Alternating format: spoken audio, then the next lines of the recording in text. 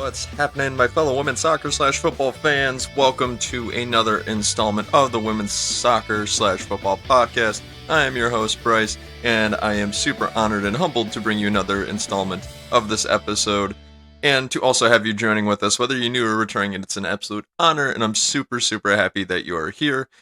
Before we get started in today's episode, just some house cleaning items. Guys, if you like listening to this version on audio only, we do have a podcast version, which I will link down in the description below. It's available on all different audio platforms of your choice, or at least most of them, I should say. I'm sure there's some out there that we're not on, but we're also in video form here on YouTube if you guys are watching on YouTube as well. And if you guys are into more consistent contact, especially on social media like TikTok, Instagram, and the like, we're also on there too, and I'll link those accounts down in the description below. But like I said, it's an absolute honor and privilege to have you here with us again today. This is another Sunday episode that's a little bit more laid back, a little bit more exciting, because a lot of stuff happens over the course of the weekend in the world of women's soccer. So we've got it all for you here today, and I don't want to keep you waiting. But first, let's set the scene for this particular episode. So, it is Sunday, February 14th at approximately 11:42 a.m. It's really cold out again this week. We just got some snow last night, I believe 4 inches if I'm not mistaken. According to my car this morning, it was 3 degrees Fahrenheit outside, so another pretty cold, brisk day. Believe it or not, yesterday was worse. It was miserable to even leave the house. Let's see. I'm warming my current setting right now, which is nice. I've got my strip lights set again to a light blue for those of you who are listening on audio right now. In the background on the TV, I've just got WandaVision playing. If you guys haven't seen that series on Disney Plus, highly recommend it. It's pretty exciting, and especially if you're a Marvel fan, it is a ton of fun to watch and follow. I just returned on a trip from Dunkin' Donuts where I got an oat milk latte, and it was pretty fantastic. So I'm really glad I tried it. It was the first time I tried it. Didn't really know what to expect. Variety is the spice of life. So, for those of you who are listening on audio and can't see my surroundings right now, that is the scene in which I am recording this particular podcast episode. So guys, with setting the scene down and out of the way, let's start getting into the segments. For those of you who are newer to the show, I typically like to structure the show like this. First, we go ahead and say a hello, introductions, then we set the scene.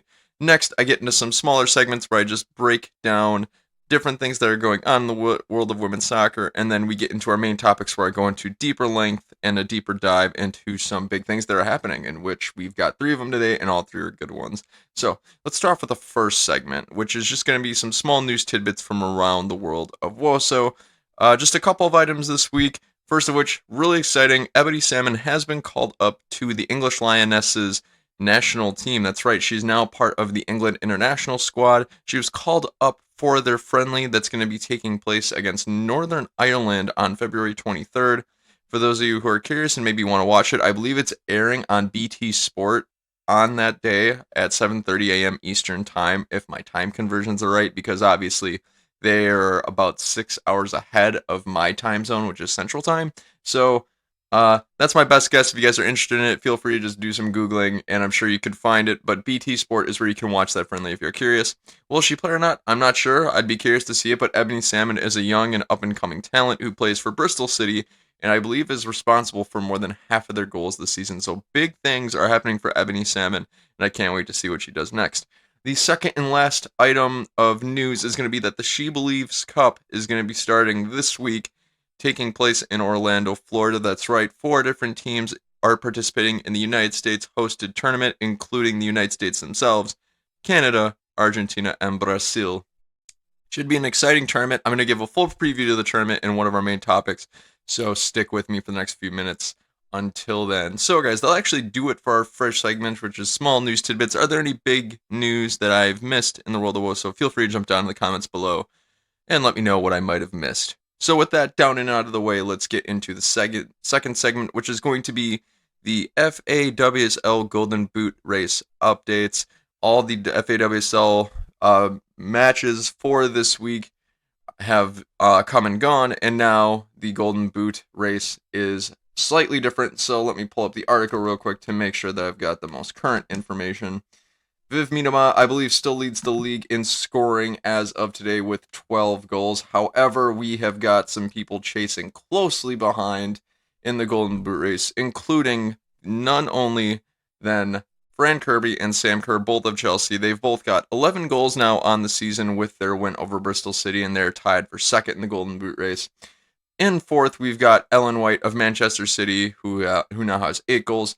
Tied for fifth, we've got 3 different players, including Caitlin Ford, Pernille Harder, and Jill Roord, all with 7 goals. Pernille Harder's been scoring like crazy lately, so she's quickly climbing up the ranks, which is kind of amazing because she got a pretty slow start to the season, and now she's climbing in that table like a rocket, so we'll see how that goes. And then we've got 3 other players tied at 8th, including Chloe Kelly of Manchester City, Ella Toon of Manchester United, and Leah Galton of Manchester United, all with 6 goals on the season. So guys, that is the update to the top scorers in the league. Let's take a look at the top assist leaders. I don't believe the table's changed too much from last week. Chloe Kelly still leads that particular category with 8 assists. Chloe Kelly of Manchester City, that is the 19-year-old, has been very impressive this season, now being in the top 10 for both goals and assists in the WSL, which is great. Going on into second, we've got Katie McCabe of Arsenal with 7 assists. In third, we've got Fran Kirby of Chelsea now with 6 assists. She's now in the top 5 for both goals and assists in the WSL. Good on you, Fran Kirby. Tied with Fran in third place is going to be Beth Mead of Arsenal. She's got 6 assists. Then tied for fifth, we've got 2 players, Caitlin Ford of Arsenal and Beth England of Chelsea, each with 5 assists apiece. Then we've got quite a few players tied for 7th. By my count, we've got 1, 2, 3, 4, 5, 6, 7 different players tied for 7th in assists.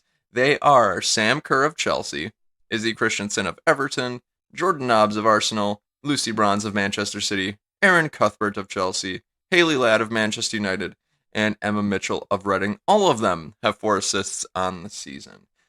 So guys, not too much has really changed in the top assist table. However, we can see that some players, especially from Chelsea, are starting to climb really, really high in the table.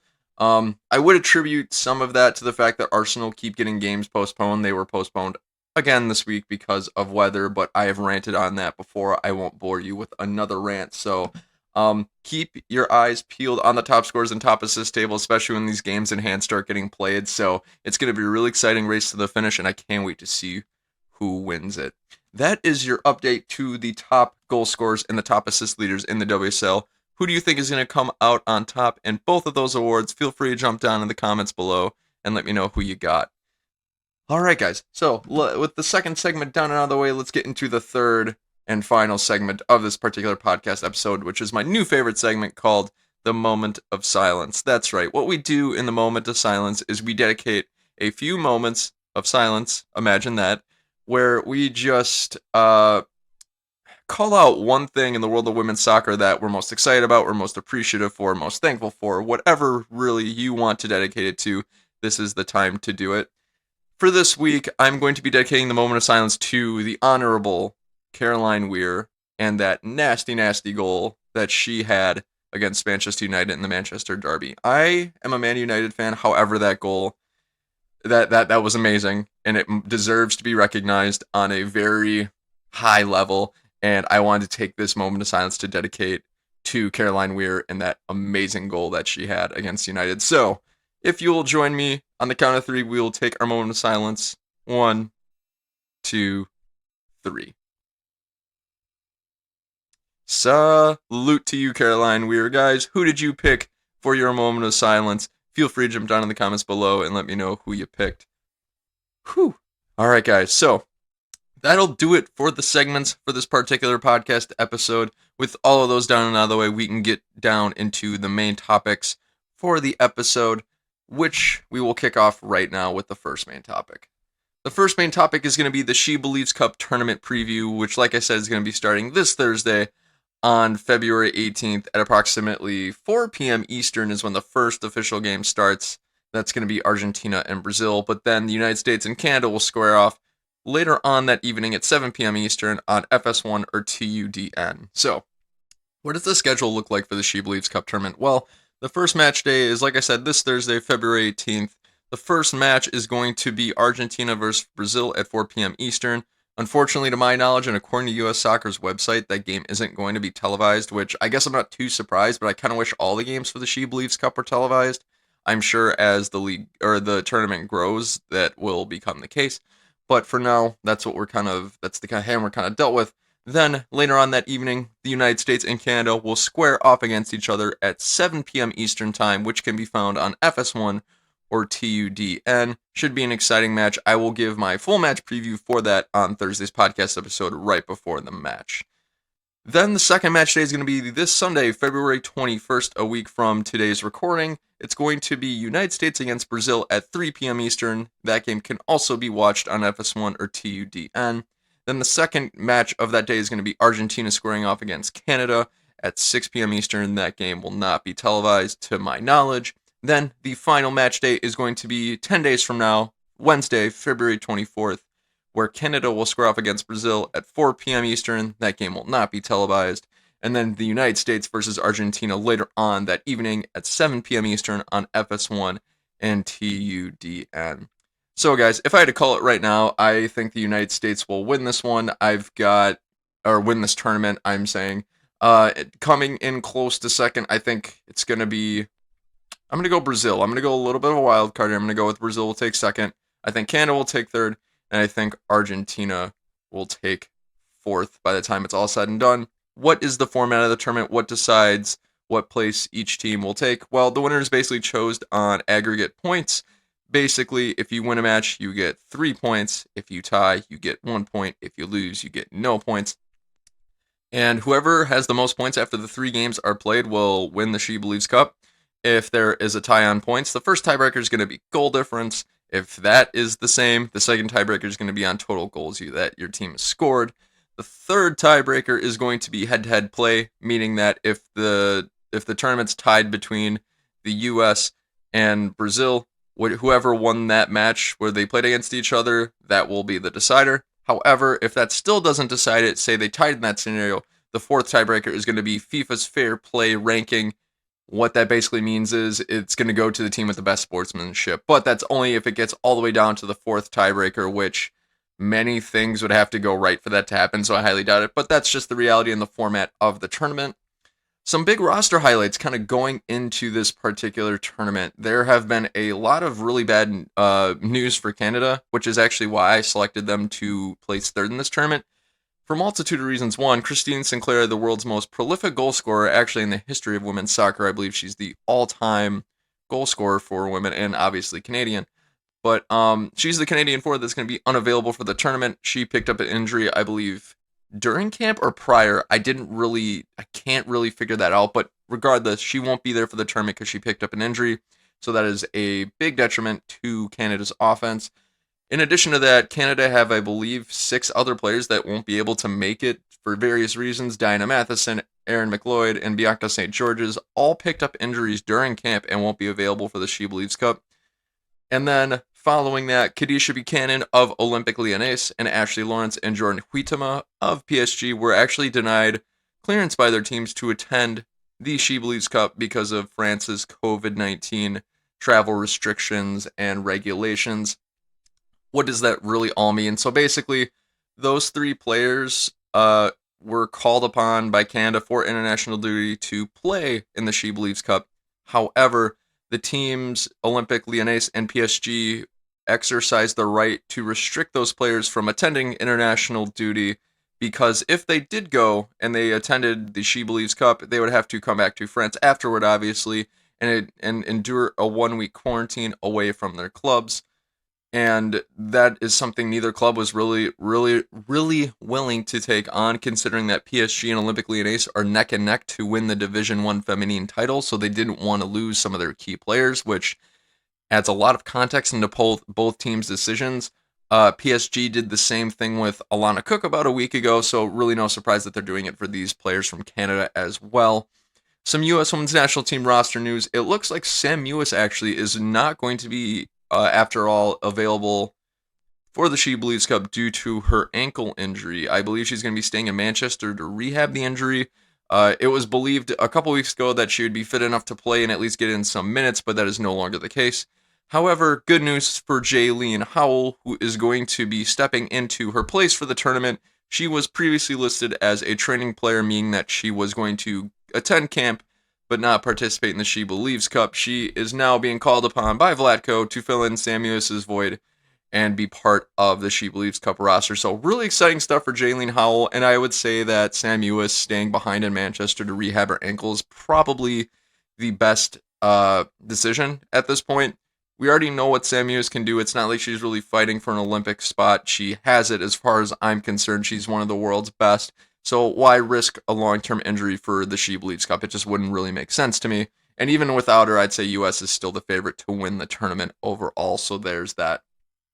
So guys, that is a short preview of the She Believes Cup going on. Like I said, overall, I've got the US winning it. I've got Brazil taking second. I've got Canada taking third. And I've got Argentina taking fourth.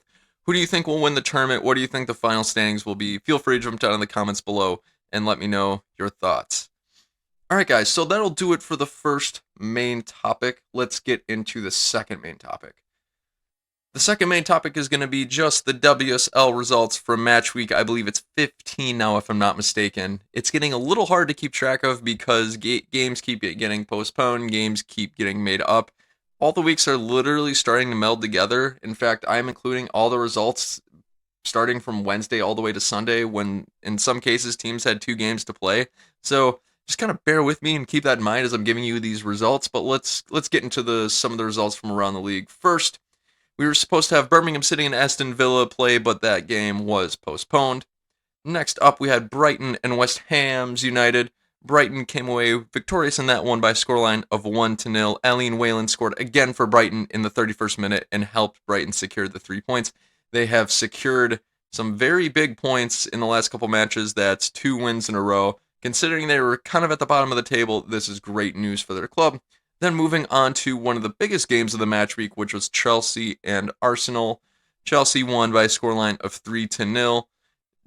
Pretty much doing a pretty large blow to Arsenal's Champions League's hopes, but I digress. Pernille Harder started off the scoring in the 40th minute.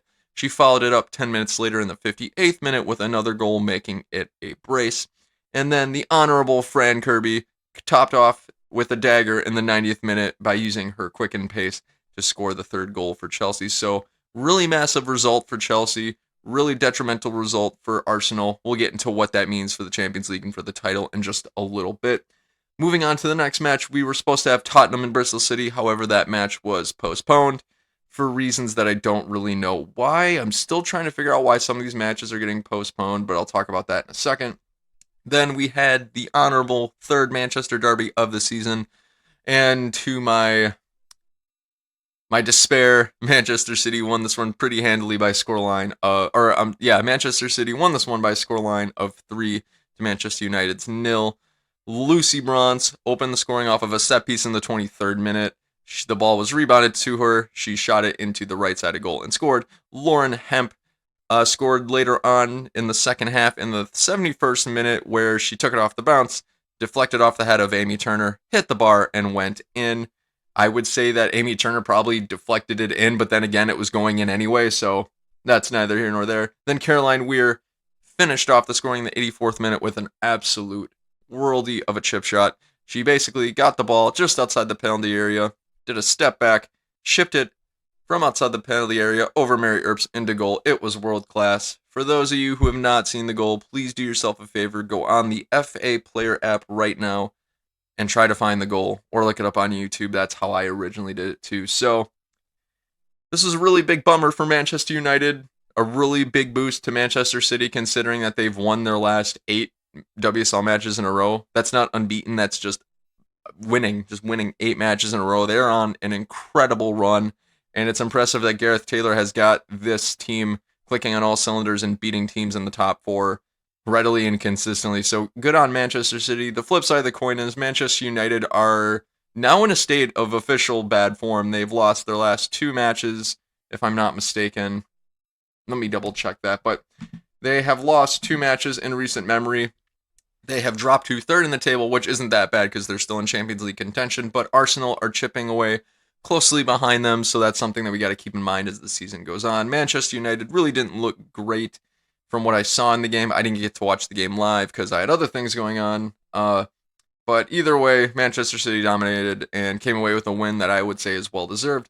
Moving on to the next match is Aston Villa and Arsenal, which was postponed.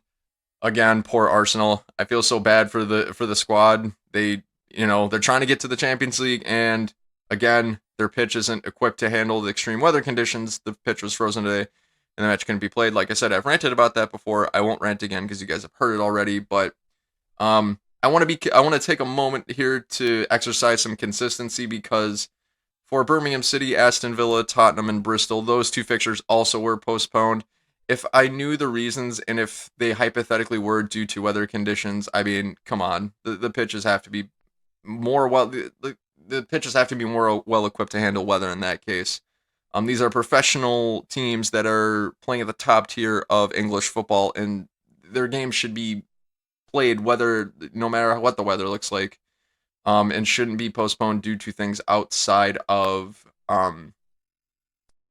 due to weather, I guess I'll say. I'm trying to phrase this very correctly and delicately because I'm trying to be precise in what my claims are being, but that's speculation. If it's due to weather, then the clubs have got to do what they can to upgrade the pitch so that these games can be played, because every point is precious for these teams, and these ladies give their all to play at the top tier of English football. So I'll just leave it at that. Thanks for bearing with me there. Moving on to the next match, we've got Reading and Everton. This game ended in a draw. Reading won, Everton won.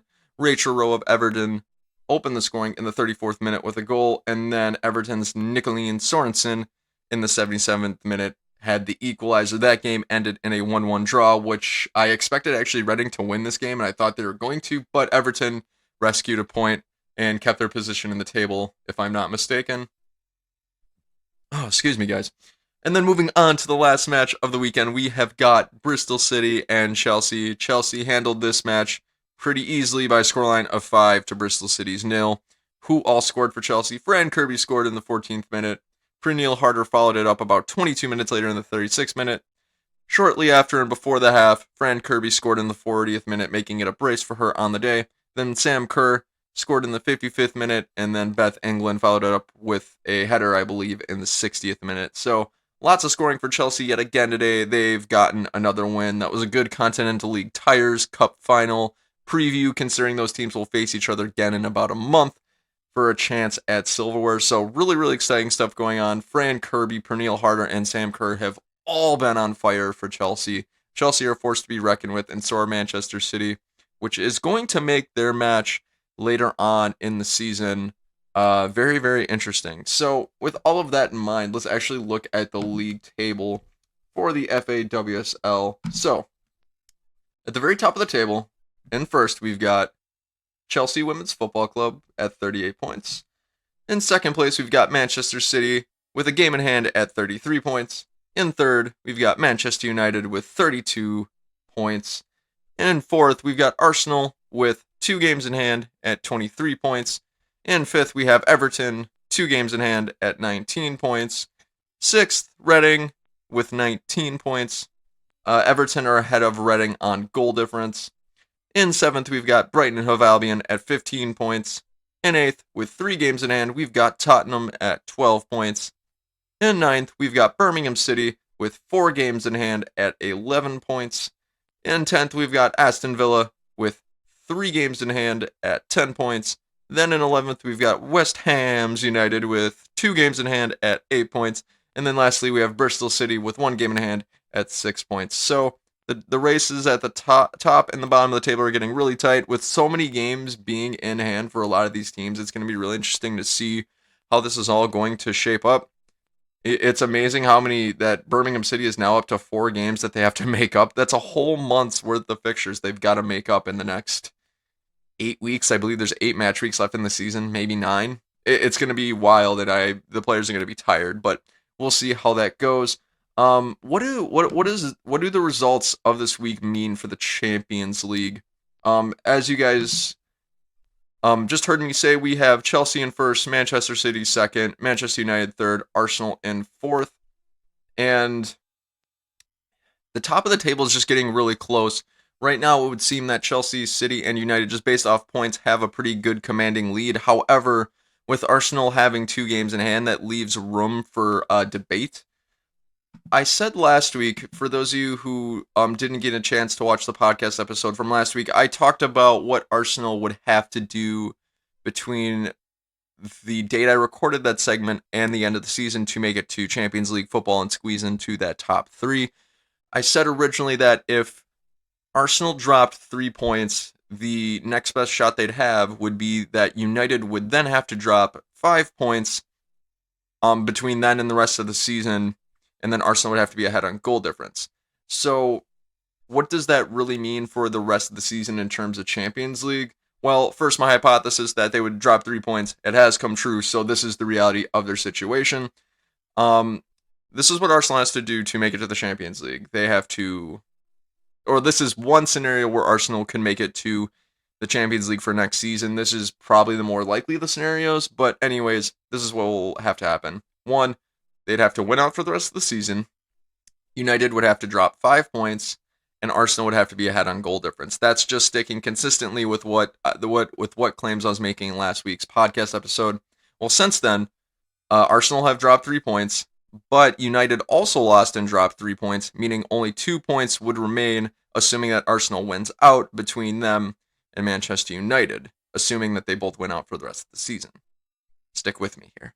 But this makes the Arsenal and Manchester United match next month really, really interesting because, hypothetically speaking, if Arsenal were to win out the rest of the season and they were to beat Manchester United, they would invariably have a Champions League spot for next season. So it makes it really, really exciting. Of course, there are many variables that could happen that would prevent that from being true. For example, Arsenal and Man United could start drawing a few games. They could start losing games together. Things like that. This is based purely on the assumption that Arsenal is winning out. So that whether that's a valid claim or assumption, or whether it's a valid claim or assumption for United that they'll win out, that remains to be seen. However, that's just putting it in very simple terms. I just wanted to shed some light on that, just to give you guys an idea of what's at stake for when they play each other next month. It is going to, I believe, decide the Champions League for next season. It'll be really, really interesting to see. So stay tuned and we'll see how it goes. On the flip side of that coin, what does it mean for the title race? Well, basically, now that United have lost again, it would seem that the title is pretty much out of reach for them. They don't play Chelsea or City again for the rest of the season. If they would have beaten them in both games, they would have gained much needed ground and probably would be my favorites to win the title. Because one, United would still be, actually no, they wouldn't still be unbeaten, but they'd probably have a stronger foothold on the league, at least in the first spot. But it looks with that now that Manchester City and Chelsea are going to be the favorites. And it's also looking kind of likely that with the run of form both teams are having, that they could win out for the rest of the season. When you look at the teams they're playing, I don't see either one of them losing.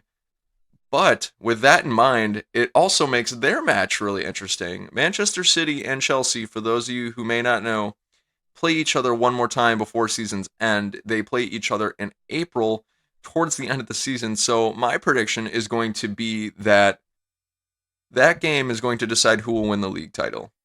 That's just where I'm going with it. Because honestly, I really don't see Manchester City or Chelsea losing any other game for the rest of the season, barring an upset or surprise. And from what we saw last week, we can see that that is certainly possible, that shock, upsets, and surprises can happen in this league, which is what part of it makes it so great. That's something to keep in mind as well. So my prediction would be that the games that there will be 2 other games for the rest of the season that will decide who will make Champions League and who will make the title. The Manchester City-Chelsea game will decide the title. The Arsenal-Man United game will decide who will get that 3rd Champions League spot. That's all just predictions. It's all speculations, but here we are. It's going to make it really, really exciting. Conversely, on the bottom of the table, that with so many games in hand, like I said, it's so hard to call what's going to go down because there's so many games in hand. We've got teams that are in the bottom 3 that still have like 3 games to make up. Aston Villa has 3 to make up. Birmingham City's got 4 to make up. So trying to make predictions and trying to think of who's going to get relegated, that becomes really difficult. I think this is going to come down to a relegation battle between West Ham United and Bristol City. I feel for Bristol City because I still think they have a chance to get out of relegation. My prediction, I will still stay consistent, is that they will get relegated by the end of the season. I don't wish that upon anybody, but that if I had to make a call, that would be my prediction. I'm also having a hot take that Ebony Salmon will probably be going to a different team by the time the next season starts, but that's just a different hot take that I made in a TikTok video, and I wanted to shed some light on that here. So, guys, that with all the match results going down this week, that is what's at stake for the rest of the season. Who do you think will take home the title? Who do you think will get relegated? Who do you think will make Champions League? Feel free to jump down in the comments below and let me know what your predictions are. All right, guys. So, with the second main topic down and out of the way, let's get into our third and final main topic for this podcast episode, which is going to be treading on waters that I've never really experienced before since starting this podcast and really following women's soccer closely. This is going to shift gears and go to the NWSL. Basically, the main topic is the Boston Breakers and Sky Blue have been cited in a visa fraud scheme. So let me back up a little bit. Let's back up to yesterday, which would have been Saturday, February 13th. A developing story ended up surfacing that a former chief operating officer, his name was Justin Capel, he was the chief operating officer of a now defunct youth soccer organization called Global Premier Soccer. And he was charged and I believe now pleaded guilty to a form of visa fraud conspiracy. Basically, what Global Premier Soccer does is they are a youth soccer development. That's all I really know, to be honest. They are some kind of youth soccer development network. So, what does this? What happened? Let me back up. What happened? What does Global Premier Soccer have to do anything? Well, this is what happened. They have allegedly brought in over 100 soccer coaches from abroad into the United States, which, of course, that kind of makes sense, right? Like when you are a soccer organization and you're trying to develop youth talent, you're going to need coaches, right? So they decided we want to bring in about 100 coaches from abroad, bring them into our network and help grow the brand, help grow Global Premier Soccer and youth soccer, which on the surface, that makes a ton of sense, right? That's what your organization is meant to do. However, what gets complicated is when you want to bring employees, whether you're a professional organization like soccer or just a regular company like, I don't know, Hershey's. That's just the only one I could think of. Stick with me here. But whenever you want to bring companies in or employees in from abroad, there are some legal ramifications and hoops that you have to jump through. That's just the reality of it. There are laws that you have to follow in order to do that legally and successfully, from what I understand. Before I get further into this, I want to be perfectly clear. I am no lawyer, and a lot of this is speculation. I am merely trying to go over the facts of what is part of the story so far. So take that all with a grain of salt. I am no lawyer. I know next to nothing about American law, besides the fact that I live in America. So just keep that in mind as I'm kind of going through the rest of this main topic. But at the end of the day, what does Global Premier Soccer bringing in 100 coaches from abroad and in a fraud case have anything to do with the Boston Breakers and Sky Blue and the rest of the NWSL? Well, with the rest of the NWSL, it has nothing to do with. However, what does it have to do with the Boston Breakers and Sky Blue?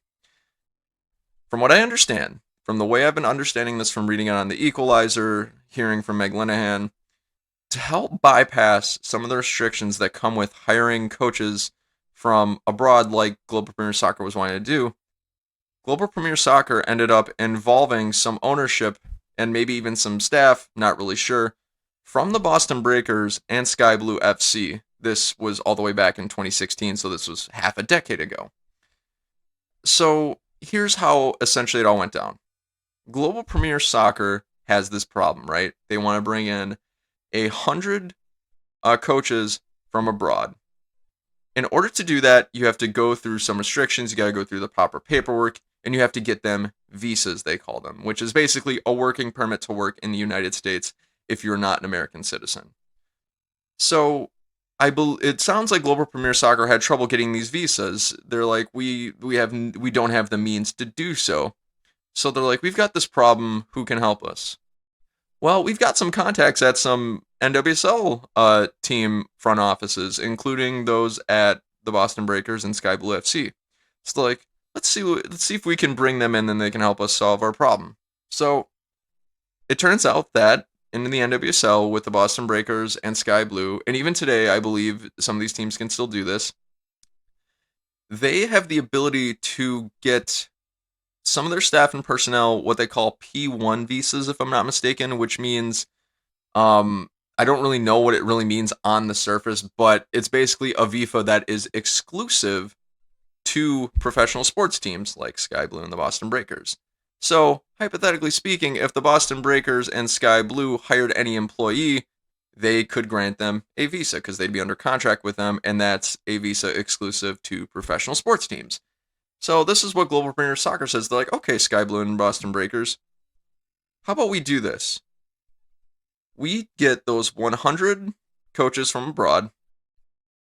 You guys from the Boston Breakers and Sky Blue can sign them under contract as quote unquote professional scouts, and you guys can sign their contracts for anywhere between $25,000 to $50,000. However, they won't really work for you. Once they get these contracts and they get their visas, we don't really need you guys anymore. They can just come and do their work with Global Premier Soccer and keep their visas, but we'll just operate under the facade that they are professional scouts for your organization. So they're like, okay, great, that sounds good. That's what the arrangement would look like. In doing so, it solves Global Premier Soccer's problem because it gets those 100 coaches from abroad over into the United States. It gets them a visa to legally work in the United States and also do their work for Global Premier Soccer. Done deal. But once the visas were secured, the coaches would never report to Sky Blue or the Boston Breakers, but they would just work for Global Premier Soccer. So that's illegal from what I understand and what I know about this situation. When they by them saying that, oh, we're professional scouts for Sky Blue and Boston Breakers, but not fulfilling that obligation and actually under the hood working for another organization, I believe that's illegal in terms of foreign work laws, if I'm not mistaken, in the U.S. Like I said earlier, I want to remind you the disclaimer, I am no American lawyer, especially in work law or any law whatsoever, but the reality of it is they broke some laws in coming to that arrangement. A few more details on the story in particular. It looks like Sky Blue was responsible for about 40 applications for those P1 visas that they're trying to get for those out of those 100 coaches. Where this gets kind of interesting is at the time in 2016 when this was all going down, who was the coach of Sky Blue? Well, that was Christy Holly. Christy Holly was the coach of Sky Blue at that time. I don't know if there's any implications for him in this particular case. That remains to be seen. Like I said, this is a developing story. But he was recently hired to Racing Louisville, and he cited saying that the coaches never technically worked for Sky Blue, the ones that came over from overseas and got those visas with Sky Blue and Boston Breakers. But he said that he benefited from their information on several signings when they might have drafted or signed players on multiple occasions. So maybe that could be a case that he's arguing that, well, they didn't technically work for us, but I still benefit from their information, so technically they could have. It's a whole legal mess that, like I said, I am not qualified to answer. I'm just giving you the information that I have heard and seen. So, what does this really all mean? What does the Boston Breakers and Sky Blue FC being involved in this fraud case, what does it really mean for them? For them in particular, that'll be interesting to see. Of course, there are going to be legal ramifications for those involved, including Justin Capel, who pleaded guilty, I believe, to these charges. We just don't really know what other implications and for who that are quite yet going to be going down. It ventures into territory, like I said, with United States work laws that I know nothing about. But I'm going to answer this question because some of you might be thinking, are these teams going to be punished? Clubs not going to disband or anything like that? I seriously doubt there are going to be serious any ramifications for the teams as a whole. I want to be clear on this. For the teams as a whole, for a few reasons. One, the Boston Breakers don't even exist anymore. They were a team that disbanded back in 2018, so you can't disband a team that's already disbanded. In terms of Sky Blue, I don't see any punishment at a club level either because all of the people, to my knowledge, that were involved in that fraud case back in 2016, none of them work for Sky Blue anymore. That they are all gone, done and dusted, no longer a part of the club. Why would you punish the club? And I believe legally, I don't think the American court system can punish these teams on a whole level and disband them. They don't have that kind of power from what I understand. So for those of you who are Sky Blue fans, don't fret, your club will probably still remain if my thought process is correct, which would make a ton of sense, at least from my point of view. The only thing I can see really happening to anything going on directly in the league in terms of legal ramifications is Christy Holly, as you know, was hired recently to work as Racing Louisville's head coach. If he endures legal ramifications, does that impact his employment with Racing Louisville? What if he can't what if he's let go by Racing Louisville? Well, of course, that's going to change things for Racing Louisville. However, like I said, and I want to be clear here, that is pure speculation. I do not know if anything will actually happen legally to Christy Holly. I don't know if he actually did anything wrong. No one really knows. I am just speculating because this is an ever-developing story that I just wanted to bring to your guys' attention, so then we can all just talk about it as it kind of goes on. So, that is a really long and complicated breakdown of kind of what has surfaced over the weekend. I am really intrigued to see how this kind of plays out, especially since I've been following following women's soccer really closely. Nothing like this has really happened, so it should all be very, very interesting. Other than that, guys, what do you make of this particular situation? Feel free to jump down in the comments below and let me know just your thoughts overall, whether or not there's other information out there. It's going to be really interesting to see how this all develops and how it will go down at the end of the day. So, yeah, stay tuned. We'll see how everything shapes up. All right, guys. So, with that third and main topic down and out of the way, that'll actually do it for the Women's Soccer/Football podcast. This has been episode 14, which has been a ton of fun to shoot and also air on YouTube today. Like I said earlier, it's been an awesome honor and privilege hosting you today in today's podcast.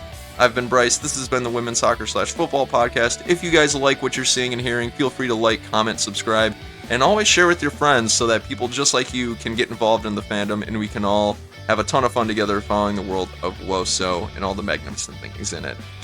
I look forward to seeing you all in the next podcast episode and on TikTok, Instagram, and the like. My name's Bryce, and this has been the Women's Soccer/Football podcast, and as always, have a great day.